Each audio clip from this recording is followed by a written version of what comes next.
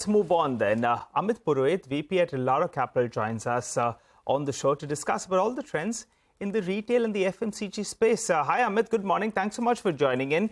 Well, before we get to all the quarterly updates that we have got, on Friday late evening, we got Reliance Retail. They'll be paying around 1,362 rupees per share towards capital reduction plan. What price did you ascribe to Reliance's retail business? And could you tell us, with this, do you expect the demerger to be in the works and value unlocking on the retail segment for Reliance Industries? Yeah, good morning. Sorry, I would not be able to comment much on this space as I don't cover the retail side. We won't go. Sure.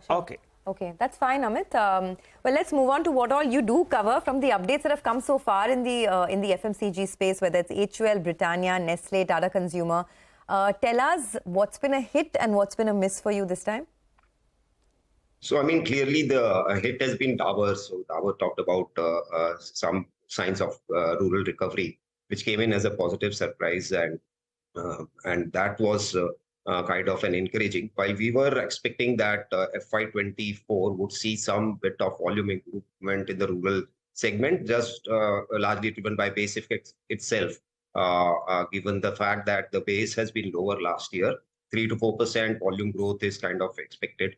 As far as the misses were concerned, miss was to some extent on the Marico side, but this was more to do with a sharp decline in edible oil prices, which had pulled down the value growth for Marico. As edible oil prices are down by almost like 30% at the MRP level, and that impacted their value growth.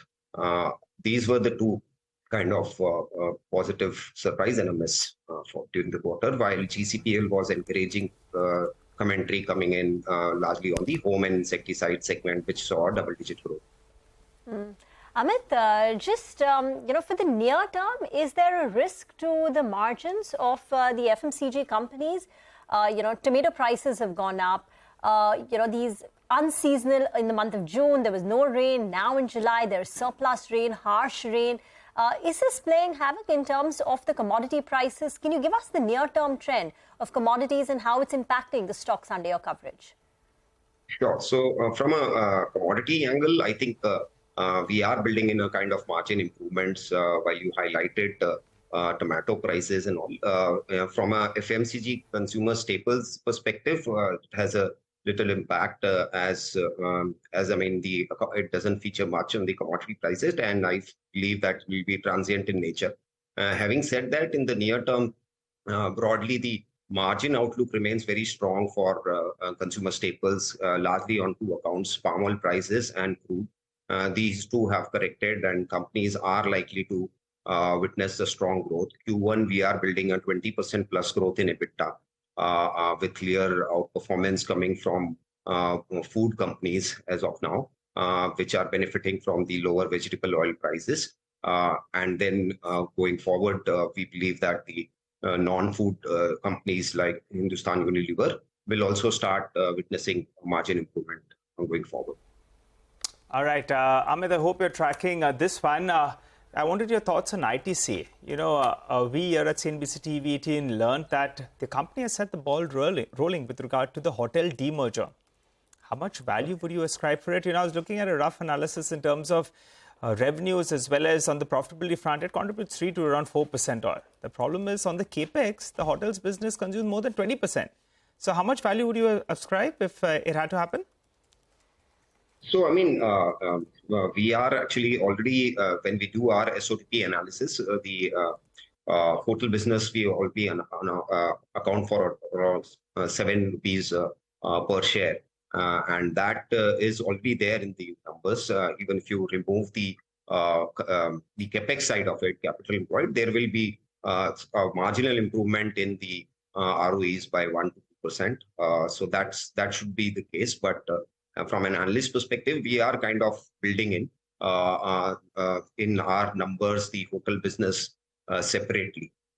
And while this strategy is a step in the right direction, as probably it will be able to focus more on the core businesses and remove the capex heavy business like hotels. So what does this mean for the stock? Because there's been a 60% rise that we've seen, right, in ITC over the last 12 months. At this 470 rupee price, is the risk reward still favorable for long-term investors? So, I mean, we'll have to look at ITC's cigarette volume growth, right? So that story has been very strong over the last 1 year, and which has helped the stock also to do well. This quarter as well, we are building in a double-digit kind of a growth. We expect low teens kind of volume growth with the base effects coming off in the ensuing quarter. So we have an accumulate rating and remain positive on ITC from a longer-term perspective.